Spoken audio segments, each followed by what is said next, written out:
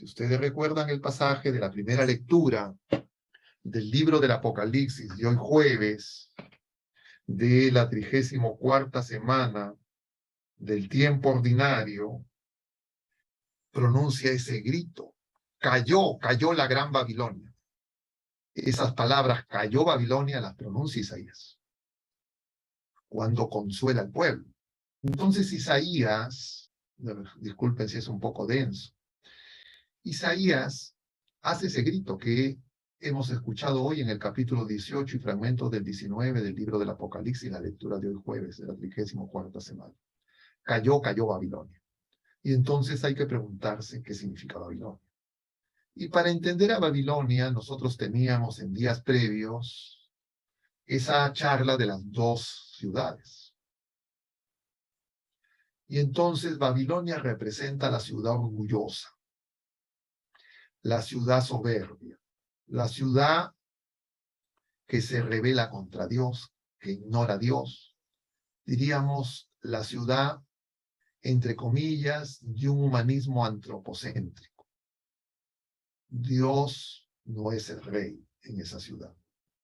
Los reyes en esa ciudad son los hombres.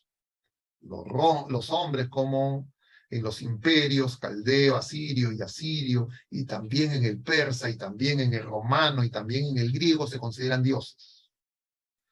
Y podríamos decir también ahora, se consideran todopoderosos, no tienen que rendir cuentas a Dios, se consideran dueños. Se apoyan, como veíamos cuando hablábamos de la ideología del progresismo, en la supuesta ciencia, en la tecnología, en la política, en el poder económico, en las fuerzas humanas, para, entre comillas, resolver cualquier problema que se pueda presentar. Pero resulta que esa mirada, esa visión cae, se derrumba. Pero eso se nos presenta en la revelación desde el principio. Después del diluvio, se nos relata en el libro del Génesis que en el territorio que corresponde a lo que posteriormente va a ser Babilonia, se va a construir la Torre de Babel, que hace referencia a Babilonia, que va a querer llegar al cielo con las propias fuerzas humanas. Pero también cuando se nos menciona posteriormente la historia de Abraham, la de su padre Terah, ellos salen de Ur de Caldea, que es el antecedente de Babilonia. Dejan ese lugar del politeísmo, del paganismo, porque escucha a Abraham la voz del Señor que lo llama y le promete una tierra que él no conoce, la tierra prometida. Esa tierra prometida es la tierra donde debería reinar el Señor. Y el pueblo de la primera alianza, luego de las vicisitudes de los patriarcas de Abraham, Isaac, Jacob, sus hijos, ya en Egipto, con Moisés siglos después, son liberados para ir a esa tierra prometida. Pero, como vemos en tiempos de Isaías, el pueblo no puede ser fiel, no logra ser fiel.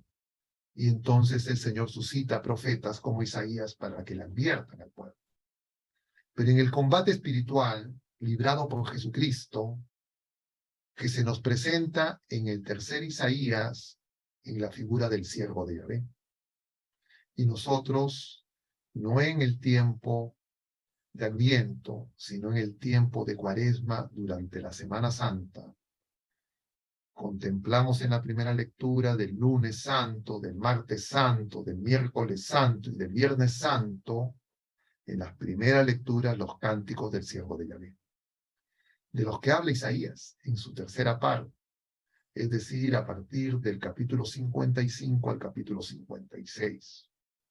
No aparece explícitamente en las lecturas de Isaías que se nos presentan en la primera parte del Adviento, pero aparecen en la segunda parte del Adviento como Jesús, que es el siervo, el verdadero siervo que esperaban, que es el rey, como celebrábamos el domingo, que reina en la cruz, manso y humilde.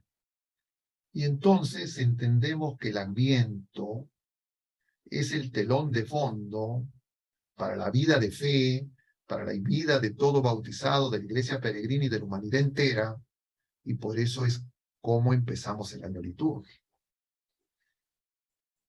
Y nos llama la esperanza, y la esperanza es Jesús. Es el siervo doliente, que ya venció, que ya vino, que viene en presente continuo y que un día vendrá. Y entonces, en la lectura del Evangelio de hoy, capítulo 21 de San Lucas, se nos presentan estos fragmentos que continuaremos leyendo hasta el sábado del capítulo 21 de San Lucas, esas señales de esperanza para reconocer la venida gloriosa del Señor, que un día vendrá. Y esas señales que están presentadas ya no por uno de los profetas del Antiguo Testamento, sino por el mismo Jesucristo, que hace referencia a los profetas del Antiguo Testamento y habla simultáneamente, como les mencionaba, en ese discurso escatológico del capítulo 21, de su propia pasión y muerte y resurrección gloriosa y ascensión a los cielos. Habla también de la destrucción de Jerusalén, que va a acontecer hacia el año 70 después de Cristo, cerca de 30 años, un poco más de la pasión y muerte de nuestro Señor Jesucristo, donde Jerusalén fue devastada, donde el templo fue destruido. Hasta el presente ese templo, reedificado por Herodes, hasta ahora solo queda un muro. Y el pueblo de la primera alianza perdió su territorio, perdió la tierra prometida, y solo han sido restituidos hacia la década del 40 del siglo pasado, luego de la Segunda Guerra Mundial, cuando vuelven a Palestina, pero no tienen como capital Jerusalén. Es decir, todavía seguimos esperando la venida gloriosa del Señor. Y podemos ver la diferencia clara de cómo esperar al Señor con Jesucristo, reconociéndolo como Rey y Señor, o esperar no reconociendo a Jesucristo como el Señor, como el Mesías esperado, y esperar a otro,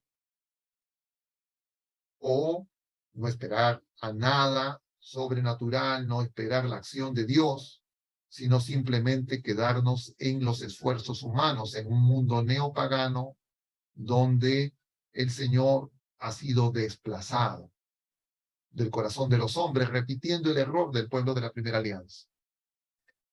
Y entonces comprendemos lo que esos signos escatológicos representan, porque son los mismos que se presentaron en el pueblo de la primera alianza, antes y durante el exilio en Babilonia, y por eso vemos que es tan importante esa ciudad orgullosa que se levanta contra la ciudad de Dios, de las que nos hablaba San Agustín y que comentamos el jueves que tocábamos el tema de las dos ciudades.